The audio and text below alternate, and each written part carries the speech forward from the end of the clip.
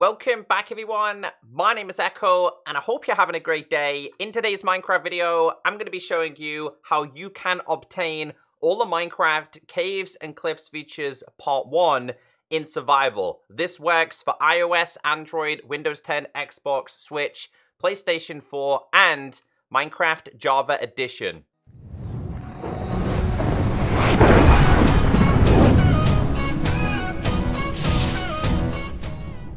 So it took me a little bit of time to prepare today's video and make sure the information is 100% accurate. I think out of everything I'm showing you here, there is only one feature that cannot be obtained other than in creative.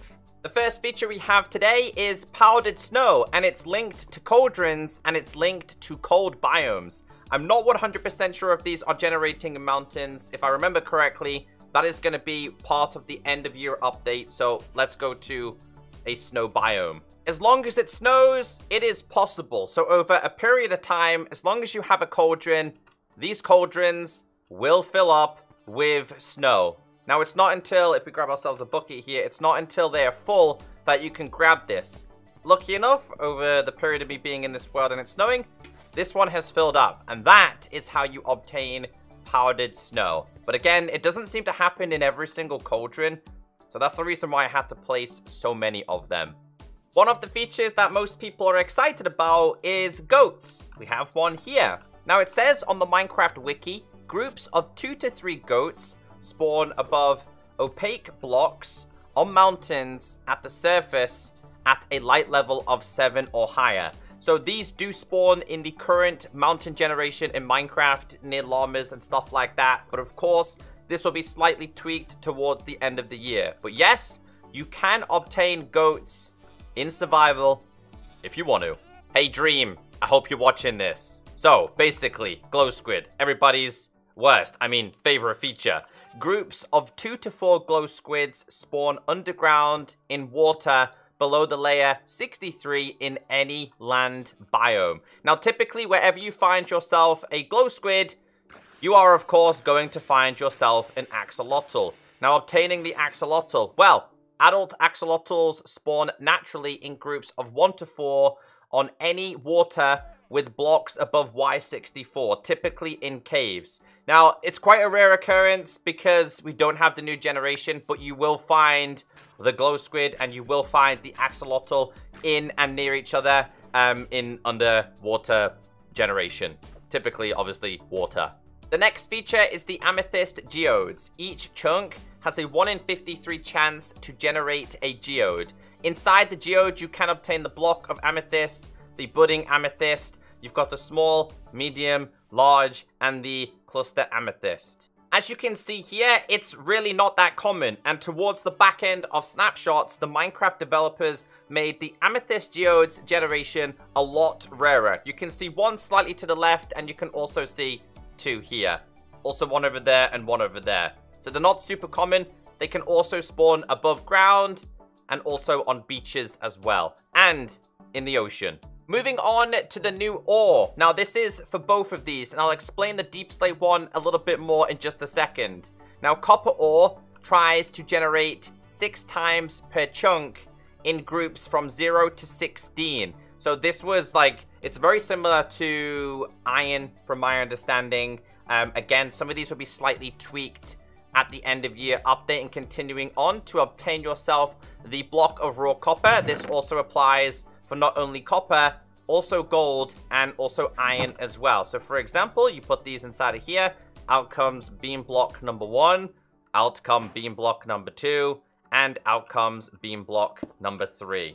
So whenever you are mining any ore now, whether it's copper, iron, or gold, they can be put down into these, which is so helpful for inventory space. One more thing to remember with copper is it can actually be obtained via drowned. We have a looting 1000 here.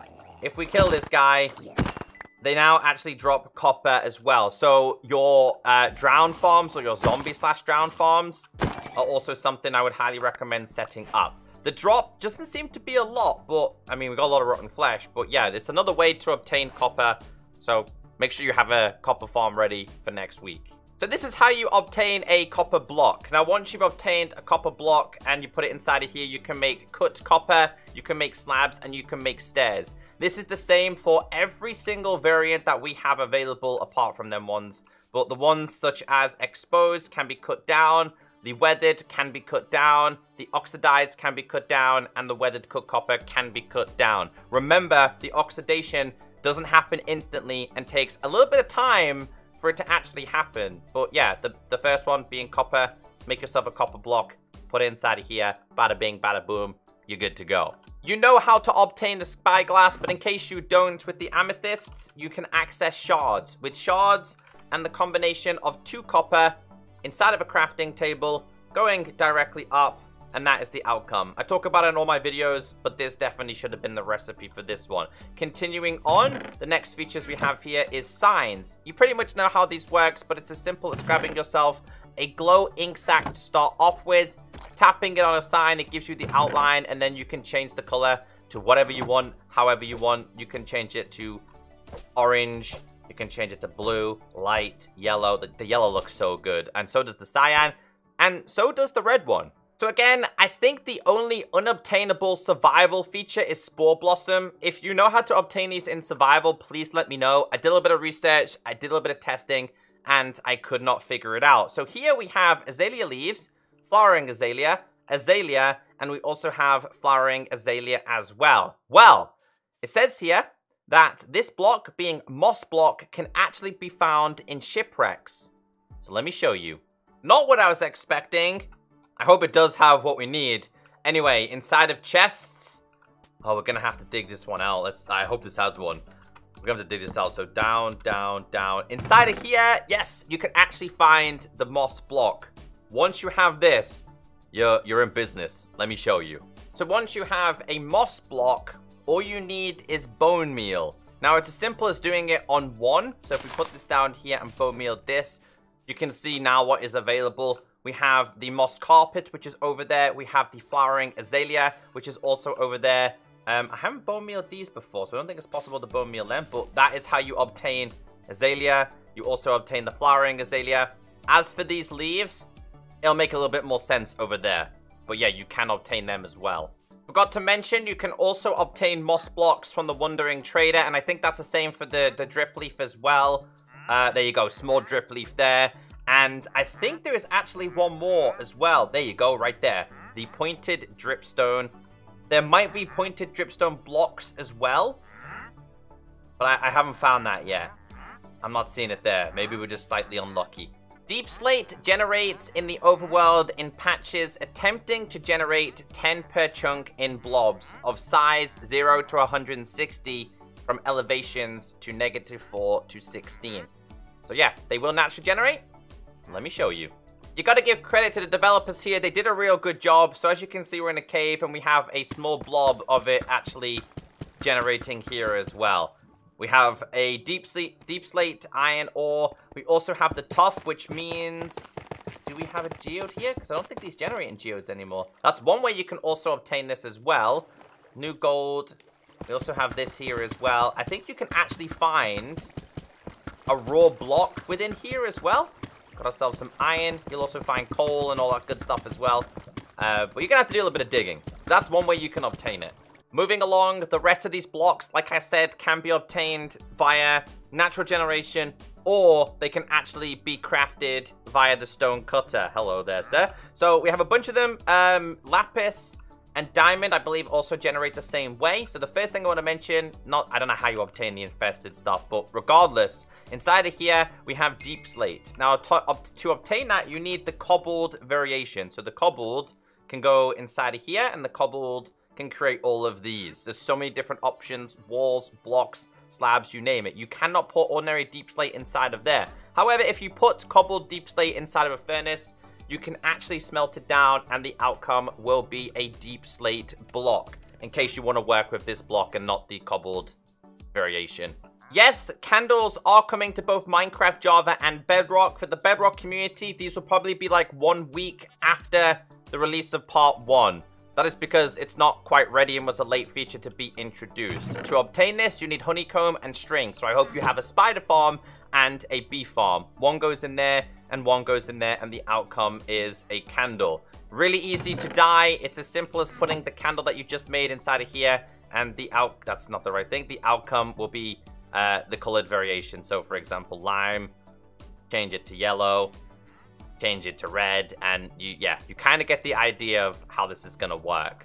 Super cool feature. Excited to see these for the first time on Bedrock as well. Tuff naturally generates in your world in blobs. Calcite is inside the geodes, and I think the smooth basalt is inside of there as well. This is one feature that a lot of people get confused of. How do you get rooted dirt? Well, it goes back to the features that I was talking about before. If we grab ourselves some bone meal, we have ourselves just a regular azalea. If we use bone meal on this and break this, the outcome will be a rooted dirt. Now, in terms of obtaining the next feature, which is this, which is hanging roots, you are going to need the hoe of growth. This, okay. If you right click on this, the outcome is giant roots, and that is how you obtain both of them. I've already showed you guys how you can obtain these, but a little bit more detail. Pointed dripstone can be found in small groups in caves, but also traded with the wandering loser. This is an interesting one, glowberries. Let me show you how to get these. We have a mine shaft, your regular mine shafts. Well, now in your newly generated chunks, you have the chance to find glowberries. This one had 7 in them. You can actually plant these and obviously get a lot more. Super cool feature, and yeah, check them out. Glowberries. The last feature we have here is glow lichen, which I like to call glow lichen. This is also something that will naturally generate within a mine shaft as well. I think there's another location, but it will grow on the walls. Grab yourself some bone meal, and you can actually spread this stuff around. And it infects everywhere. And then you shear it, and then you take it home. So I know it sucks that we're not going to have the full release of caves and cliffs, but that is how you obtain all of the part 1 features that is possible to obtain in survival. I'm a little bit half and half if I want to update my new worlds to the latest update or just wait until the end of year, because the more you explore, the more chunks you visit, it's going to update, and then you're going to have to go even further for the end of year features. But hope this video did help you. Leave a like, have a great day, leave a comment down below and tell me what is your favorite feature, and I'll see you all in the next video. Goodbye.